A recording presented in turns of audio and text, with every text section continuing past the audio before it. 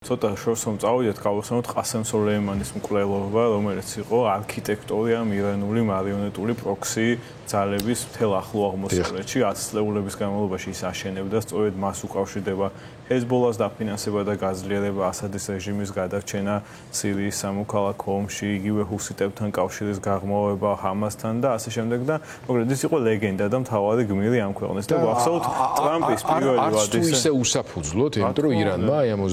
30 წლის განმავლობაში აი საოცარი მასშტაბის მთელი კომპლექსური სქემა ჩამოაყალიბა. რაც იყო იდეაში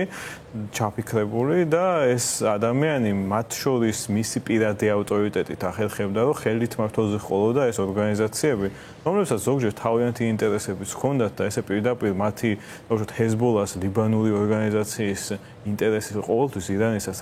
არ ემთხვეოდა, მაგრამ მაინც ყოველთვის სოლეიმანის აზრს და ბრძანებას ითვალისწინებდა. ნუ ამასთან ერთად რა თქმა უნდა წვრთნა აღჭურვა და უზარმაზარი ფული, რომელიც ირანიდან მოდიოდა და მოგეხსენებათ, როდესაც პირველ ვადაში ის მოკლა ტრამპმა თავისი ბრძანებით და სხვათა შორის მისი მოკლა მანამდე ბუშის ძოსაც შეეძლოთ იმად მუგბნიესთან ერთად, ჰეზბოლას მაშინდელ ლიდერთან ერთად, მაგრამ ვერ გაბედა მაშინ ბუშმა ეს, იმიტომ რომ დიდ რეგიონულ ძვრას გამოიწვევდა და ფიქრობდა და ტრამპმა მოკლა ის მოკლეს უსასტიკესი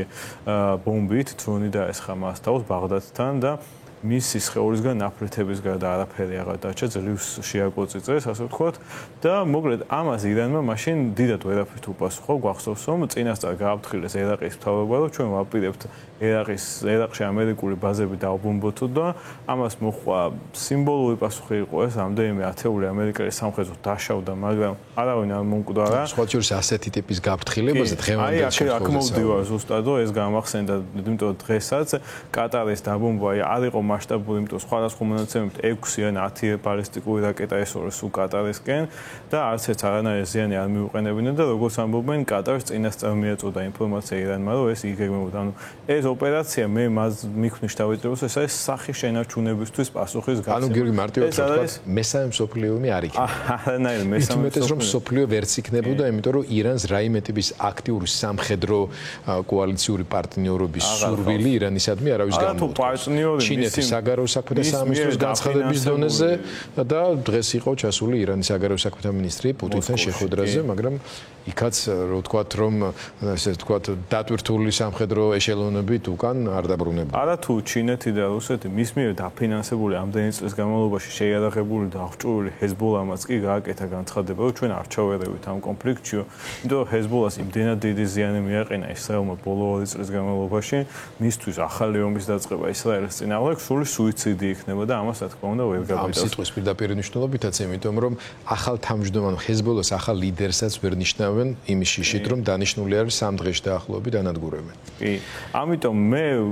ვიტყოდი, რომ ეს ფაზა ამ ესკალაციის შემილია ვივარაუდო, რომ უკვე ტემპერატურის დაწევისკენ წავა, იმიტომ რომ ამაზე დიდი ვერაფერი მოხდებოდა ირანელების თავს, რაც იყო ამერიკული სტრატეგიული ბომბდამშვენების მიერ ამ ბირთვული ობიექტების, მათ შორის ფორდოს დაბომბვა, რომელიც იყო მთავარი სამიზნე ისრაელის სამხედრო ოპერაციის და აქედან გამომდინარე,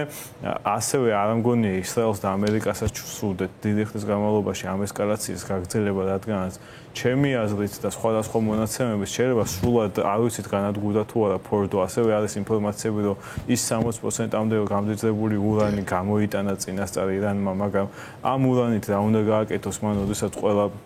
ბირთვული ობიექტი უკვე განადგურებულია, მათ შორის ის ობიექტები, რომელიც საწარმოები იყო და ასე შემდეგ, ძალიან რთული იქნება ამ ურანის რამეში გამოყენება. აქედან გამომდინარე, მე მგონია, ან თქვენ ფიქრობთ, რომ ჰორმუზის სრუტის მიმართულებით გამოთქმული გარკვეული შიშები, რომელიც ეს ახასიათებს ამ რეჟიმს, შიდა მოხმარებისთვის მიმდინარეობს ძალიან მკვახე და რადიკალური განცხადებები. არა თუ ამ თავდასხმის საპასუხოდ, როცა ომი დაიწყო ისრაელმა, უბრალოდ ომის ეს ფაზა დაიწყო ისრაელმა, მაშინაც ჩვენ გვახსოვს ყოველი ბალისტიკური რაკეტების გაშვების წინ აანონსებდნენ, რომ ეს ისე იქნება ისეთი თავდასხმა, როგორც არასდროს არ უნახავს ისრაელს, ჯოჯოხეთს მოუწყობთ და ასე შემდეგ, მაგრამ მე გავუშვებდნენ 60 ბალისტიკურ რაკეტას, რომლიდანაც 50-ს ჩამოაგდებდა ისრაელის საჰაერო თავდაცვა. ამიტომ ფიზიკურად მათი სამხედრო რესურსები არის ძალიან შემცირებული.